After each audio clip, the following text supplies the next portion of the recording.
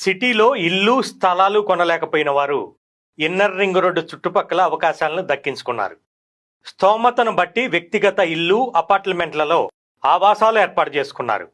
Inner ring రోడ్డులో అవకాశాలు చేజేర్చుకున్న వారు మాత్రం ఔటర్ రింగ్ రోడ్డు చుట్టుపక్కల వరకు వెళ్లారు. అక్కడ విల్లాలు స్థలాలు కొనుగోలు చేశారు.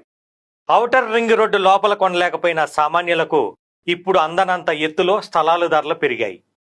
అప్పుడు కొనకుండా మిస్ అయిపోయిన వారికి ఇప్పుడు రాబోయే రీజనల్ రింగ్ రోడ్ నిజంగా మరో అద్భుతమైన అవకాశమే.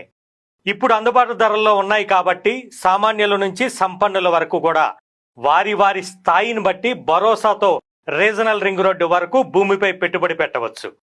విశ్వనగరంగా హైదరాబాద్ రీజనల్ రింగ్ రోడ్డు వరకు విస్తరించడానికి 5 సంవత్సరాలు కూడా పట్టదు. కాబట్టి భూమిపై పెట్టుబడి పెట్టాలనుకునే వారికి ఇది సువర్ణ అవకాశమే.